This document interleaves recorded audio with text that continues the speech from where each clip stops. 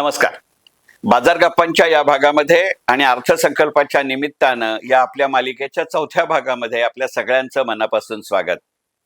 आपल्यापैकी अनेक जणांना कल्पना आहे की गेले 3 दिवस दररोज सकाळी 6:30 वाजता चंद्रशेखर टिळक या माझ्या युट्यूब चॅनलवरती बाजार गप्पा या सदराच्या अंतर्गत दररोज सकाळी 6:30 वाजता अर्थसंकल्पाच्या निमित्तानं असे काही व्हिडिओ मी रिलीज करतोय. याच मालिकेचं हेच सूत्र पुढे चालवत आजचा चौथा भाग अर्थसंकल्पाच्या निमित्तानं म्हणण्याचं कारण असं की अर्थसंकल्प या संदर्भाच्या निमित्तानं काही गोष्टी वेगवेगळ्या पद्धतीनं विचारात घेता येतात का असा मुद्दा मनामध्ये आला. कारण नाहीतरी आपल्या देशामध्ये गेल्या काही वर्षांमध्ये अर्थसंकल्प हा एका वेगळ्या अर्थी इव्हेंट झालाय. मी हे कोणत्याही प्रकारच्या टीकेनं म्हणत नाही. शेवटी कोणतीही कृती तुमच्या माझ्यासारख्या सर्वसामान्य माणसाला की ज्याला आपल्या अर्थव्यवस्थेबद्दल मग ती स्वतःची असेल किंवा राष्ट्राची असेल आणि त्या निमित्तानं आणि त्या पर्यायानं जागतिक अर्थव्यवस्थेचा विचार करायचा असेल त्याला अर्थसंकल्प हे चांगलं निमित्त होतं. कारण अर्थसंकल्पाच्या आधी आपल्या देशाच्या संसदेला अर्थसंकल्प पूर्व आढावा म्हणजे इकॉनॉमिक सर्व्हे हाही सादर केला जातो. जे आर्थिक वर्ष सुरू आहे त्या आर्थिक वर्षात देशाच्या राष्ट्रीय अर्थव्यवस्थेमध्ये नेमके काय बदल झाले, चांगले वाईट दोन्ही अर्थी, आणि या सगळ्यांचा एकत्रित परिणाम आणि गेल्या अनेक वर्षांच्या वेगवेगळ्या योजनांच्या अंमलबजावणीतनं झालेले किंवा न झालेले परिणाम यांची एकत्रित बेरीज असं असतं.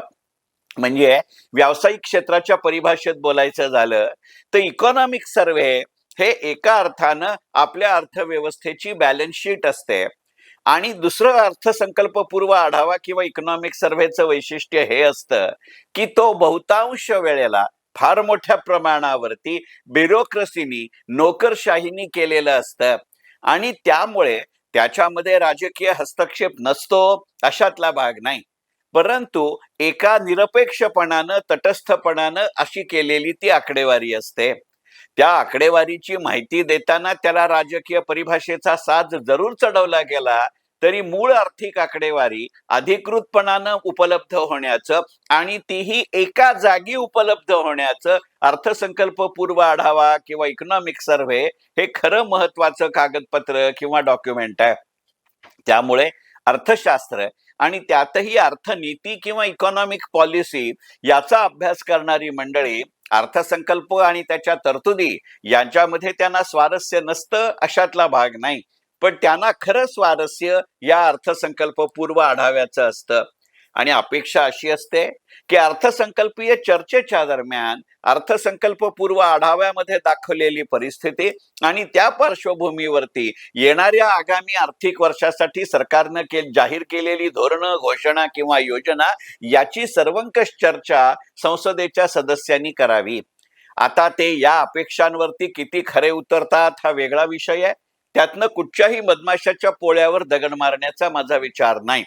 परंतु या विषयाचं कुतूहल असलेलं अगदी स्थानिक पातळीपासून जागतिक पातळीपर्यंतची मंडळी या दोन कागदपत्रांची किंवा सेट ऑफ डॉक्युमेंट्सची आतुरतेनं वाट बघत असतात ही गोष्ट नक्की.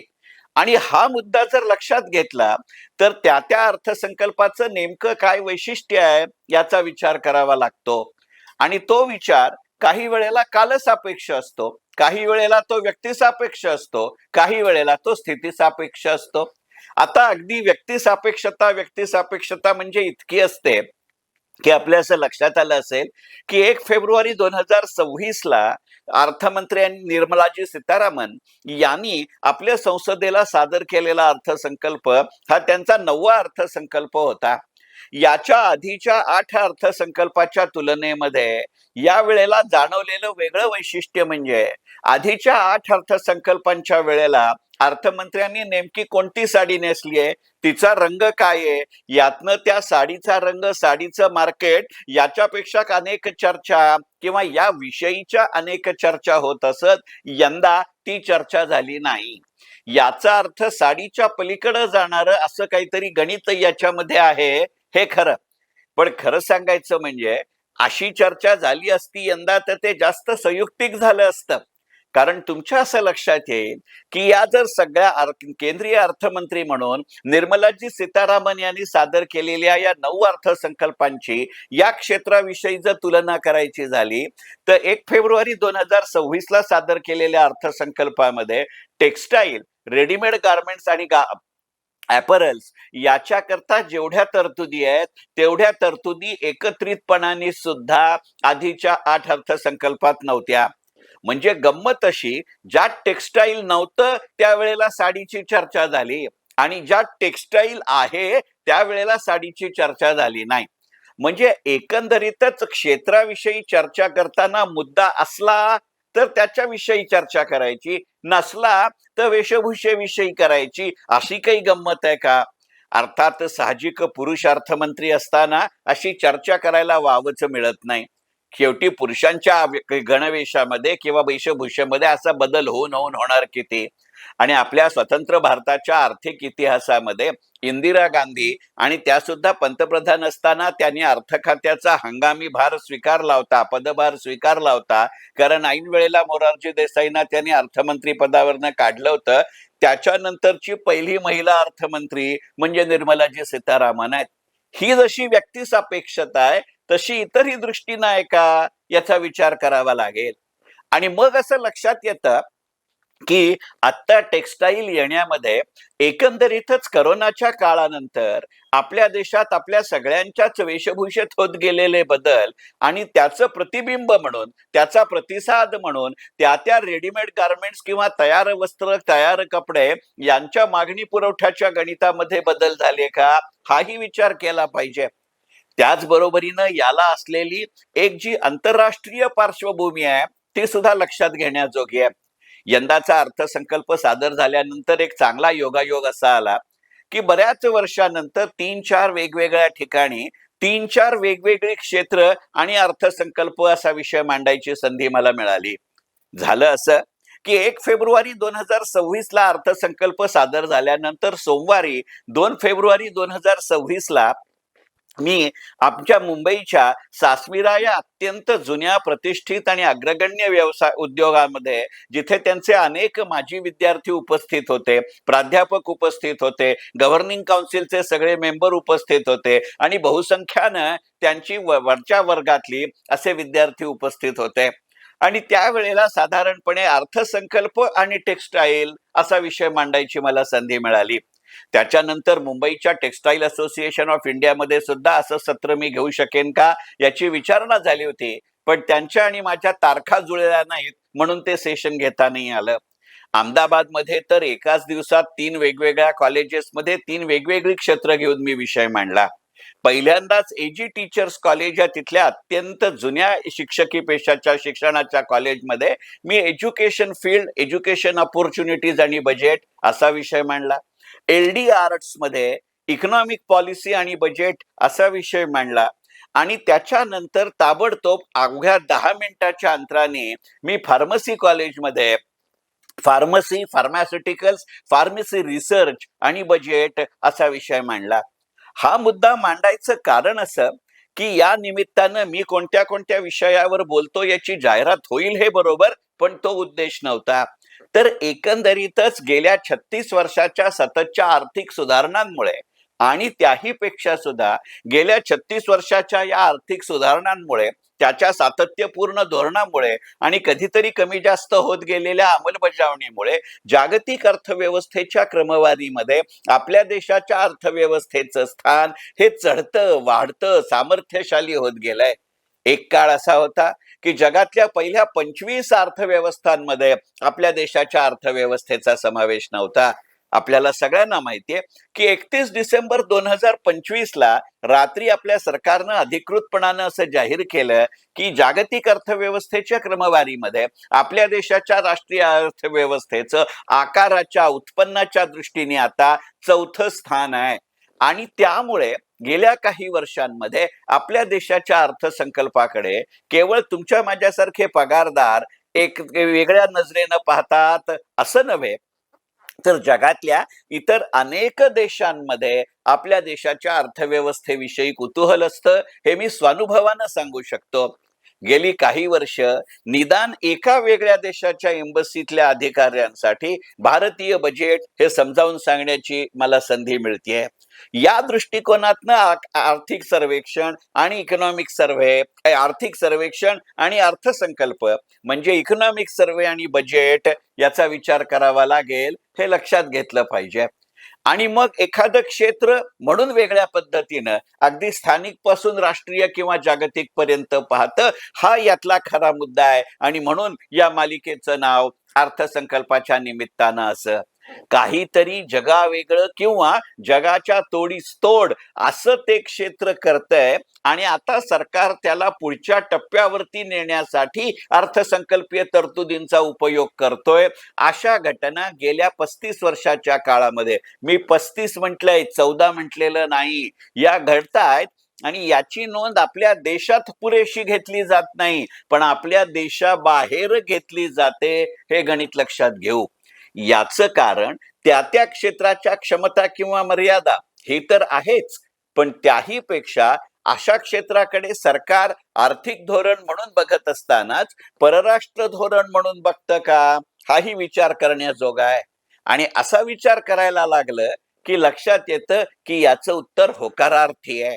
अनेकदा अशी क्षेत्र अशी असतात की जिथे देशांतर्गत रोजगाराची संधी वाढते, बहुतांश वेळेला ती स्थानिक पातळीवरती वाढते, त्यामुळे वाहतुकीवरती ताण येत नाही, पण अर्थव्यवस्थेला मात्र चालना मिळते. आणि यातनं जागतिक पातळीवरचं एखादं स्टेटमेंट करता येतं का, असाही विचार करता येतो. याचं अत्यंत सुंदर उदाहरण यंदाच्या अर्थसंकल्पामध्ये आहे. अगदी याच व्हिडिओच्या सुरुवातीच्या भागात मी असं म्हटलं की यंदाच्या अर्थसंकल्पामध्ये कितीतरी वर्षानंतर टेक्स्टाईल या उद्योगाला वाहिलेले 7 पॅराग्राफ आहेत. एका जागी 7 आहेत आणि टेक्स्टाईल डिझायनिंग या विषयाला वाहिलेले इतर 2 परिच्छेद किंवा पॅराग्राफ हे दुसऱ्या ठिकाणी आहेत. म्हणजे एकंदरीतच 1.25 तासाच्या 31 प्रिंटेड पेजेसच्या 178 पॅराग्राफ पैकी 10 पॅराग्राफ हे टेक्स्टाईलला वाहिलेले आहेत. हे संख्या म्हणून तर लक्षणीय आहेच, पण त्याच्या मागची जी जाणवणारी कारणमीमांसा आहे हे लक्षात घेतलं पाहिजे. आपल्याला हे मान्य करावं लागेल की एकंदरीतच वस्त्रोद्योग आणि त्यातही तयार कपडे याच्यामध्ये जागतिक बाजारामध्ये अग्रगण्य देश म्हणजे बांगलादेश, तैवान आणि कोरिया. कोरिया कोणत्या पद्धतीनं आपलं टेक्स्टाईल मार्केटिंग करतं हे बघण्याजोगं आहे की आपल्या देशाच्या कोरिया मालिकेतनं काय पद्धतीनं कोरियाच्या वस्त्रांचं मार्केटिंग होतं हे पाहिलं पाहिजे. आपण आणि आपल्या घरातली तरुण पिढी बहुतांश वेळेला OTT प्लॅटफॉर्मवरती साऊथ कोरियाच्या फिल्म्स किंवा मालिका बघत असतात. त्याचे कारण 2 असतात की एक तर त्याच्यामध्ये कोणताही कमर्शियल ब्रेक नसतो, कोणतीही मालिका वर्षानुवर्ष चालली अशातली गणितं नसतात. आणि मग असं लक्षात येतं की कोणतीही मालिका असो, ती कोणत्याही निर्मात्यांनी तयार केलेली असो, त्या सरकारचे नियम आहेत की 19 भागातच संपली पाहिजे, 55 ते 56 मिनिटापेक्षा कोणताही एपिसोड असता कामा नये. आणि तिथे कोणत्याही ब्रँडचं नाव दिसत नाही, पण कोरियन पद्धतीचे शर्ट, कोरियन पद्धतीचे ओव्हरकोट, यातनं इतकं मार्केटिंग फार मोठ्या प्रमाणावर ब्रँडिंग झालं की त्यामुळे आता त्या कंपनीचा लोगो न दाखवताही ते स्ट्रीप शर्ट असतील, ती कॉलर्स असतील, तो ओव्हरकोट असेल, अशा पद्धतीची वस्तू जगभरात मागणी वाढली. त्यातनं कोरियाची निर्यात वाढली, कोरियाचं उत्पादन वाढलं किंवा कोरियाच्या सहकार्यानं त्या त्या देशात उत्पादन झालं. यातनं योग्य तो बोध घेत भारतीय वस्तूंच्या, भारतीय कपड्याच्या ब्रँडिंगचा प्रयत्न यंदाच्या अर्थसंकल्पामध्ये टेक्स्टाईल डिझाईन या नावानं झाला का, असा प्रश्न पडला तर त्याचं उत्तर होकारार्थी आहे.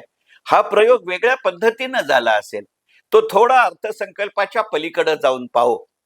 एखादी व्यक्ती, ती आवडणं न आवडणं, एखादा राजकीय नेता, त्याचं समर्थक किंवा विरोधक आपण असणं, याच्या पलीकडे जात याचा विचार केला पाहिजे की तुम्ही अशा पद्धतीचं जेव्हा कालसापेक्ष व्यक्तिसापेक्ष ब्रँडिंग करता, त्यावेळेला त्या मालाला उठाव वाढतो. याचं आपल्या देशातलं अत्यंत चांगलं उदाहरण हे मोदी जॅकेट हा प्रकार आहे. आपण सगळेजण मान्य कराल की मोदी हे काही आपल्या देशाचे पहिले पंतप्रधान किंवा राजकारणी नाहीत ज्यांनी जॅकेटचा वापर केलाय. अगदी पंडित नेहरूंच्या काळापासून आपल्याकडे जॅकेट वापरली जात आहेत. उत्तर प्रदेश मधले बहुतांश राजकीय नेते 1940च्या दशकापासून जॅकेट वापरतायत. मग पंडित नेहरू असू देत, लाल बहादूर शास्त्री असू देत, अटल बिहारी वाजपेयी असू देत, अगदी मुलायम सिंग यादवही असू देत, ते जॅकेट वापरतायत. ते जेव्हा जॅकेट वापरत होते, ही जॅकेट वापरत होती, अनेकदा अलीकडच्या काळामध्ये आता मोदींनी ते अशा पद्धतीनं ब्रँडिंग करून जॅकेट वापरलं की पूर्वी जॅकेट याचा व्यवसाय आपल्या देशामध्ये वार्षिक पातळीवरती 1 कोटी रुपयाचीही उलाढाल नव्हती. आज मितीला मोदींच्या ब्रँडिंगमुळे आज मोदी जॅकेटची वर्षाची उलाढाल काही दशकोटी रुपयांची आहे, हे लक्षात घ्यावं लागतं. मग हा ट्रेंड लक्षात घेता करोना नंतरच्या काळामध्ये रेडीमेड गारमेंट्सची फुलपॅन्टची संख्या हाफ पॅन्टकडे वाढली, पण शर्ट आणि जॅकेट वरचे टाय किंवा बो याची संख्या वाढली. ही गणितं आली का? मग काल सापेक्ष, भूगोल सापेक्ष, इतिहास सापेक्ष, ग्राहक सापेक्ष, बाजार सापेक्ष, किंमत सापेक्ष आणि सगळ्यात महत्वाचं म्हणजे कच्चा माल सापेक्ष अशी गणितं यंदाच्या अर्थसंकल्पात वाढली का? हा विचार करू. आणि याचं उत्तर होकारार्थी देत असताना लक्षात असं येईल की हे फक्त तयार कपड्यांच्या डिझाईन पुरेसं झालंय अशातला भाग नाही. शक्यता नाकारता येत नाही की येणाऱ्या काळामध्ये याचाही एआयचा किंवा आर्टिफिशियल इंटेलिजन्सच्या दृष्टीने उपयोग करता येईल का? मग अशा पद्धतीचं टेक्स्टाईल डिझायनिंग बदलत असताना आपण वेगळ्या पद्धतीनं त्याच्या उत्पादनाची प्रक्रिया बदलतोय का? याचंही उत्तर होकारार्थी आहे. तुमच्या असं लक्षात येईल की आपल्या देशामध्ये रेडीमेड कपडे करणाऱ्या काही कंपन्या आहेत, मोठ्या कंपन्या आहेत, अगदी त्यांची शेअर बाजारामध्ये नोंदणी सुद्धा आहे. पण ज्या वेगानं किंवा ज्या प्रमाणात किंवा ज्या सातत्यानं ग्राहकोपयोगी वस्तू म्हणजे फास्ट मुव्हिंग कन्झ्युमर गुड्स किंवा FMCG या कंपन्यांच्या शेअर्सची उलाढाल होते, त्याच्या लाभांशाची, त्याच्या कॅपिटल अप्रिसिएशन म्हणजे भांडवल वृद्धीची चर्चा होते, तशी रेडीमेड अपॅरल्सची होत नाही. आपल्याकडे अनेक ब्रँड मोठा गाजावाजा करत येतात, परंतु या ना त्या टप्प्यावरती त्यांच्याबद्दलचा फारसा भला अनुभव येत नाही. मग यात सातत्य आणणं हा विचार करता येईल का? विशेषतः आता ऑनलाईन पद्धतीनं कपडे मागवायची पद्धत मोठ्या प्रमाणावरती वाढत असताना त्याच्या ब्रँडिंगकडे वेगळ्या पद्धतीनं पाहावं लागतं. मोठ्या कंपन्या त्याच्यासाठीचा खर्च करू शकल्या तरी ती लवचिकता दाखवता येत नाही. म्हणून आता हा उद्योग आपण खालच्या पातळीवरती, कधी मध्यम आकाराच्या, कधी लघु उद्योगाच्या, कधी कुटीरोद्योगाच्या, अगदी सेल्फ हेल्प ग्रुपच्या पातळीवरती आणण्याचा प्रयत्न यंदाचा अर्थसंकल्प करतो, हे लक्षात घेतलं पाहिजे. म्हणजे महानगराकडून ग्रामपंचायतीच्या खालती असा हा प्रवास केवळ भूगोल म्हणून नाहीये, तर संकल्पना म्हणून आहे. आणि त्यामुळे सेल्फ हेल्प एंटरप्राइजेस म्हणजे अशा पद्धतीच्या SHE अशा पद्धतीचा विचार यंदाच्या अर्थसंकल्पामध्ये आहे. आणि अशा पद्धतीनं सेल्फ हेल्प एंटरप्राइजेस काय पद्धतीचं काम करू शकतात याची 2 उदाहरणं, एक जगाच्या पातळीवर आणि एक राष्ट्राच्या पातळीवरती आहे. आपल्या असं लक्षात येईल की बांगलादेशचे आज मितीचे जे पंतप्रधान आहेत त्यांची अर्थशास्त्रातली कारकीर्द या अशा पद्धतीच्या सेल्फ हेल्पच्या माध्यमातून जन्माला आली आहे, हे लक्षात घेतलं पाहिजे. लिज्जत पापड त्याची निर्मिती हे आपल्या देशातलं अशाच पद्धतीचं उदाहरण आहे. परंतु याच्या अंगभूत मर्यादा लक्षात घेत असताना अशा मर्यादा ओलांडलेलेही अनेक सेल्फ हेल्प ग्रुप्स आहेत, याचा विचार केला पाहिजे. अगदी नावनिशिवार याची उदाहरणं देता येते. आपल्यापैकी अनेक जण मँगलोरला गेले असतील. जर कधी, मी बंगलोर म्हणत नाहीये, मी मंगलोर म्हणतोय, मंगलोरला जाताना जर मंगलोर पासून अवघ्या काही किलोमीटर्स वरती श्री क्षेत्र धर्मस्थळ SKDRDP आहे. SKDRDP कडे 700 वर्षाचं जुनं शिवमंदिर आहे, पण हा एकमेव त्यांचा सेलिंग पॉइंट नाहीये. चांगल्या अर्थानं ते संपूर्ण गाव SKDRDPच्या मालकीचं आहे म्हटलं तर हरकत नाही. पण हे देवस्थान चालवत असताना कालोपयोगी, वस्तुपयोगी, समाजोपयोगी असे अनेकविध उपक्रम गेली कित्येक दशक SKDRDP करते. त्यातनं आज SKDRDPच्या मालकीची 30 पेक्षा जास्त अशी शैक्षणिक संस्था आहेत. एव्हिएशन इन्स्टिट्यूट सुरू करणारं आपल्या अख्ख्या देशातलं पहिलं उदाहरण SKDRDP आहे. त्याचा उल्लेख अशासाठी करतोय की आज मितीला SKDRDPच्या पुढाकारानं 20,000हून जास्त सेल्फ हेल्प ग्रुप चालवले जातात. त्यांच्यामध्ये रेडीमेड गारमेंट्स, रेडीमेड ॲपरल्स, मग ते पुरुषांचे असतील, लहान मुलांचे असतील, स्त्रियांचे असतील, याचं प्रमाण प्रचंड मोठं आहे आणि त्याची मासिक उलाढाल काही लाख रुपयांची आहे. मग आता टेक्स्टाईल या संबंधात आपण येणार का? आणि त्यासाठी विकसित बँक फॉर विकसित भारत अशी संकल्पना येते का, हा विचार करू. हे काळाला धरून पण अर्थकारणाला पुढं नेणारं असं पाऊल आहे. साहजिक हे अंमलबजावणीवर अवलंबून आहे. आणि यातली एक दुसरा मुद्दा बाब लक्षात घेण्याजोगी अशी आहे की हे एकट्या केंद्र सरकारच्या अखत्यारीत येणारी गोष्ट नाही, तर ही केंद्र सरकारांच्या बरोबरीनं राज्य सरकारांच्या अखत्यारीमध्ये येणारी बाब आहे. आणि त्यामुळे या दृष्टिकोनातनं केंद्रानं या क्षेत्रात उचललेलं पाऊल आणखीन मिनिंगफुल करण्यासाठी, अर्थपूर्ण करण्यासाठी राज्य सरकार त्यांच्या यंदाच्या अर्थसंकल्पामध्ये काय पावलं उचलतात हे बघणं अत्यंत आवश्यक आहे. आणि म्हणून आजच्या बाजार गप्पांचा विषय अर्थसंकल्पाच्या निमित्तानं मनपूर्वक धन्यवाद.